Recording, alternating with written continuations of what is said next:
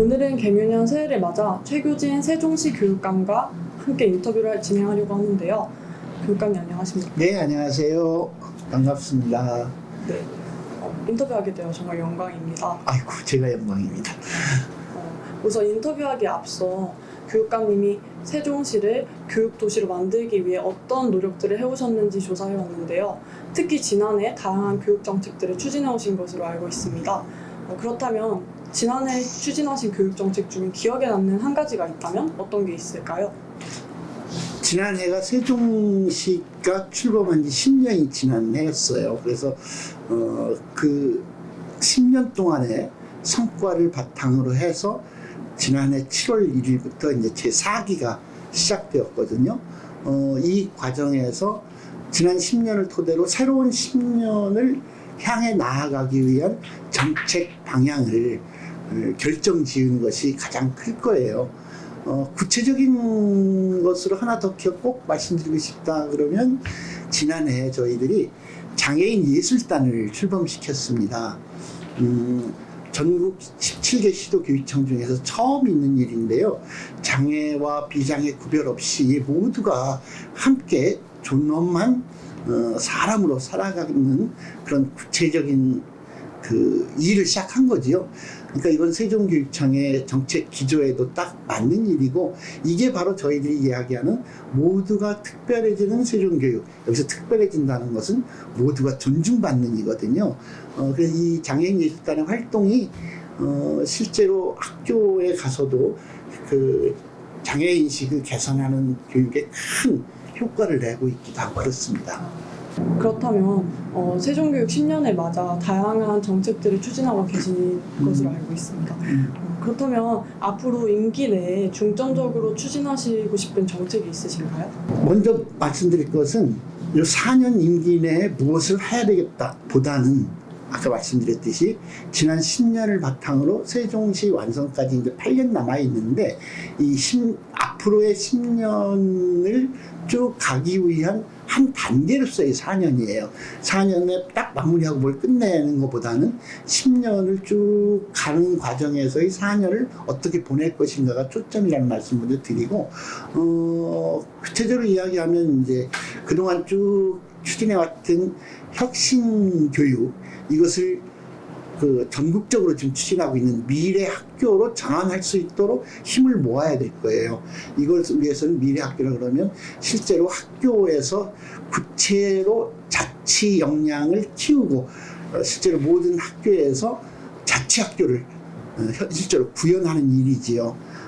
또 우리 세종시 아이들이 미래 사회를 주인으로서 주도적으로 살아가는데 필요한 힘을 잘 기를 수 있게 미래 학교의 환경을 잘 조성하고 여기에 맞는 교육과정을 세종 독자적으로 만들어서 실천하는 것이 될 것입니다. 또 여기에 더해서 저희가 향후 10년을 통해서 여기가 전 세계가 주목하는 대한민국의 수도를 지금 향해서 세종시 전체 가고 있잖아요. 그 교육에 있어서도 교육 수도를 저희들이 꼭 완성하고 싶습니다. 그래서 이 교육 수도를 완성하기 위해서는 법적으로 저희들이 여러 가지 제약을 받고 있는 세종시 특별법을 좀 개정을 해서 실질적으로 자치를 강화할 수 있는 권한을 강화해서 실천하는 일, 거기에 지금 국가에서 추진하고 있는 교육 자유특구를 정말 세종시 모든 아이들에게 공평하게 기회가 주어지는 그런 특구가 될 수 있도록 시민들과 꾸준히 같이 협의하면서 그런 모양을 만들어 내가는 것이 우리의 과제라고 생각합니다. 그럼 작년에 당선이 되셔서 벌써 세 번째 연임이시잖아요. 네. 누구보다 세종교육에 대한 이해 폭이 넓으실 것 같은데 세종교육의 가장 시급한 현안과 또 그 해법에 대해서 말씀해 주시죠. 네, 이제 과제를 말씀드리기 전에 사실은 황무지 같은 곳에서 지난 10년간 세종시가 눈부신 발전을 한 것 이상으로 세종교육은 정말 아무것도 없는 곳에서 대한민국 교육의 한 표본을 만들어 왔다.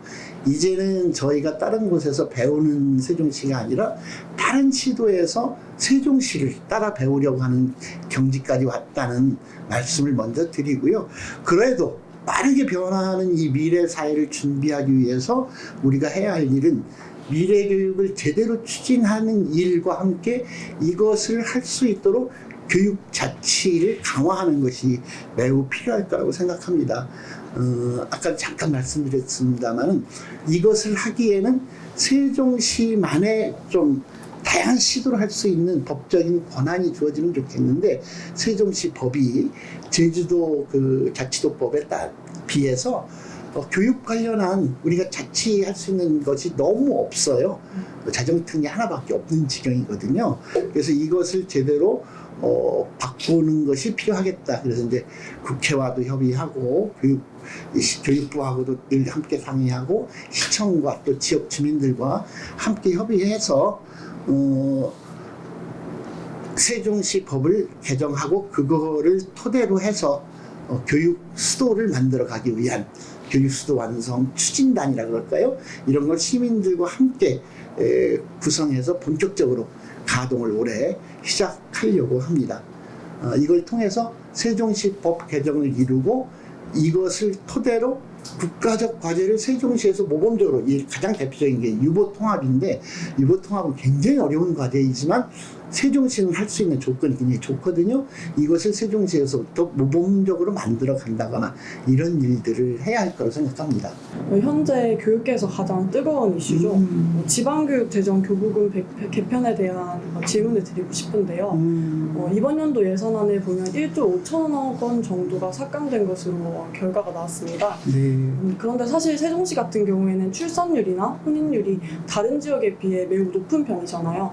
이렇다 보니까 재정적인 부담도 매우 클 것 같은데 이에 대한 교육감님의 생각은 어떠신지 궁금합니다. 법으로 유초 중등 교육을 위한 교육 재정에 내국세의 20.79%를 반드시 쓰게 되어 있는데 이 중에서 3조 원 정도를 대학이 너무 힘드니까 대학에 주자 이렇게 논의가 시작되었다가 그래도 저희들이 계속 이것은 옳지 않습니다.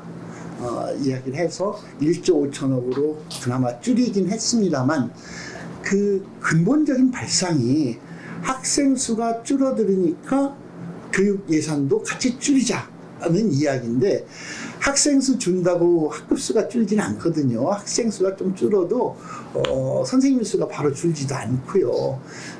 또 바로 이렇게 오히려 학생 수 줄어들 때 이 학생들의 하나하나에 대한 교육 투자를 더 늘려서 미래 사회를 대비할 수 있는 한 사람 한 사람에 맞춤형 교육을 할 수 있는 기회로 생각해야 하는데 이 발상 자체가 저는 동의할 수 없고 이것은 17개 시도 교육감들이 다 같은 뜻이고요.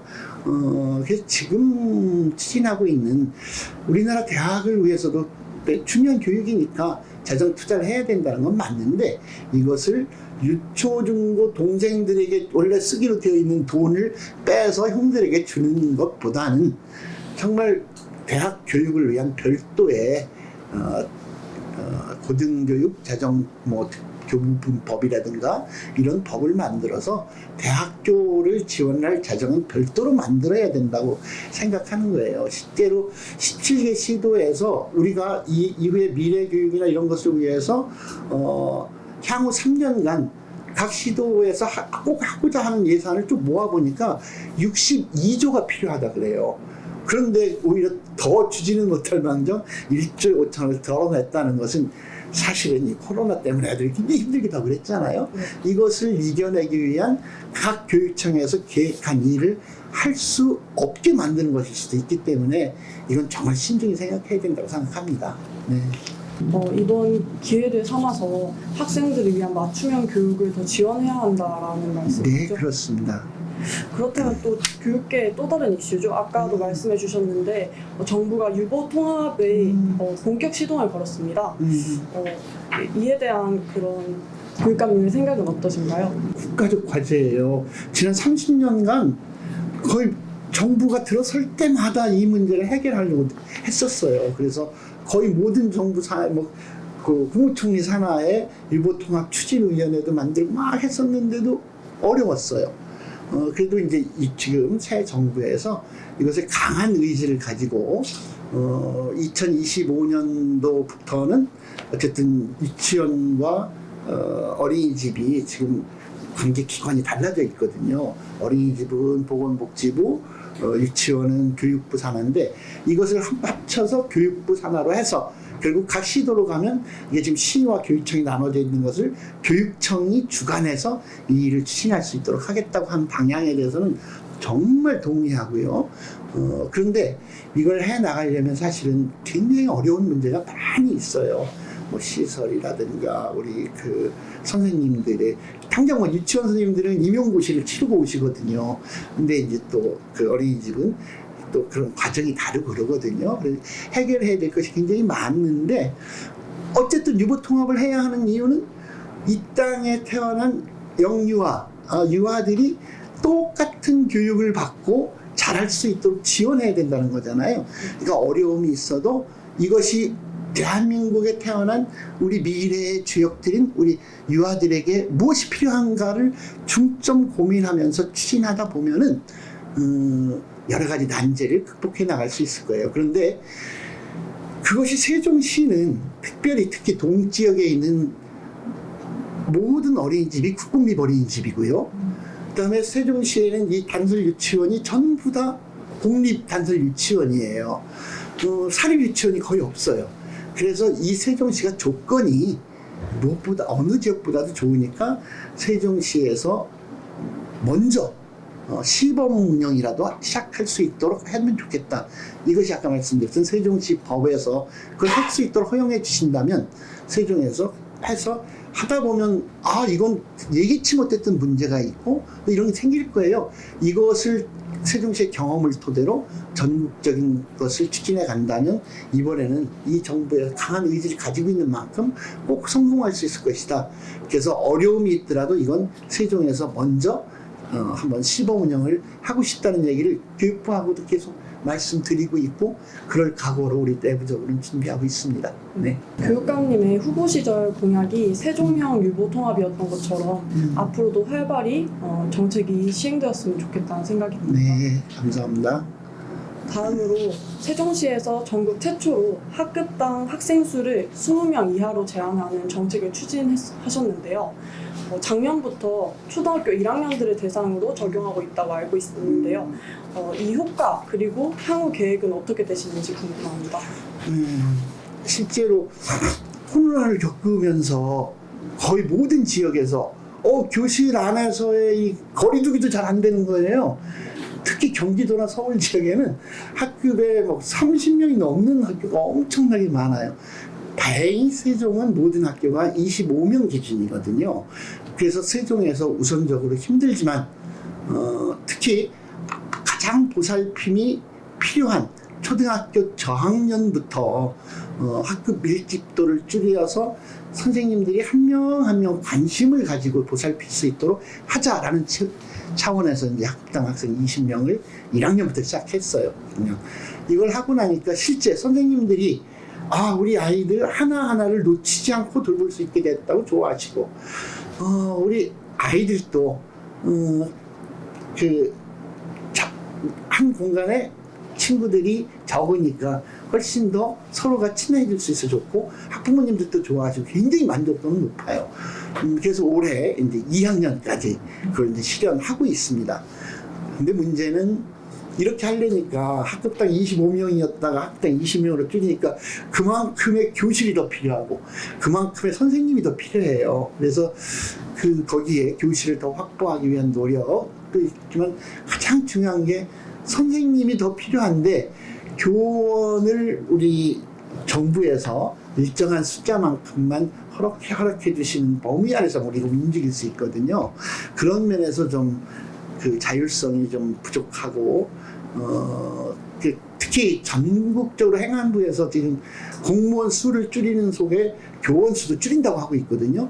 이런 상황에서는 지금 1학년, 2학년까지는 올해 계속해서 하겠습니다만은 이 규제를 풀어주지 않는다면 1, 2학년만 계속 하는 수준에서 갈 수밖에 없겠는데 이거는 정말 우리나라가 세계 10위권 이내에 들어있는 선진국을 선언했다 그러면 OECD 기준에도 맞는 학급당 20명을 국가적으로 꼭 좀 추진해 줬으면 하는 바람이 있습니다. 그러면 한 가지 드는 생각이 아까 말씀드렸다시피 지방교육재정 교부금이 삭감되고 있는 추세이잖아요. 네. 그렇다면 지금 세종시에서 추진하고 있는 학급당 학생 수 20명 정책도 이러한 정책의 변화로 차질을 겪을 수도 있지 않느냐라는 생각이 드는데 이에 대해 어떻게 생각하시는지 궁금합니다. 그 현재까지는 저희들이 우리가 가지고 있는 개정 규모 안에서 어렵게 할 수 있지만 그 이상은 할 수 없다는 거예요. 사실 학생 20명을 1학년부터 시작했지만 올해가 2년 차니까 1학년, 2학년 내년도에는 이제 3학년 이렇게 가야 되는데 사실상 3학년, 4학년 이렇게 계속 가기에는 당장 시설에 들어가는 비용이나 교원 채용도 어렵지만 교원 임금을 비롯한 이런 여러 가지 문제가 있기 때문에 말씀하신 것처럼 교육 재정 문제가 매우 중요한 문제가 아닐 수 없는 것입니다. 예, 맞습니다. 세종시의 교육 공동체와 시민 여러분께 한 말씀 부탁드립니다. 네, 그 교육이라고 하는 게 우리 자라나는 아이들의 미래뿐만 아니라 우리 모두의 오늘의 삶의 질을 결정하는 것이라고도 볼 수 있지 않겠습니까? 우리의 미래 교육은 함께 행복한 삶을 잘 가꿀 수 있도록 우리 아이들을 안내하고 지도해야 되는 거거든요.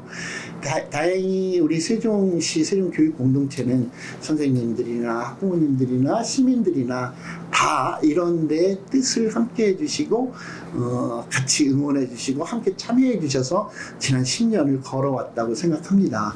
앞으로도 우리가 새로운 10년을 그야말로 교육수도 세종을 완성하기 위한 10년을 향해 나아갈 때 시민 여러분들 그리고 교육 공동체께서 지금까지처럼 함께 마음을 모아주시고 함께 참여해 주시면 교육수도 세종 또 그 가운데서 모두가 존중받는 모두가 특별해지는 세종교육 꼭 이룰 수 있을 것이라고 생각합니다. 함께 해주시면 고맙겠습니다.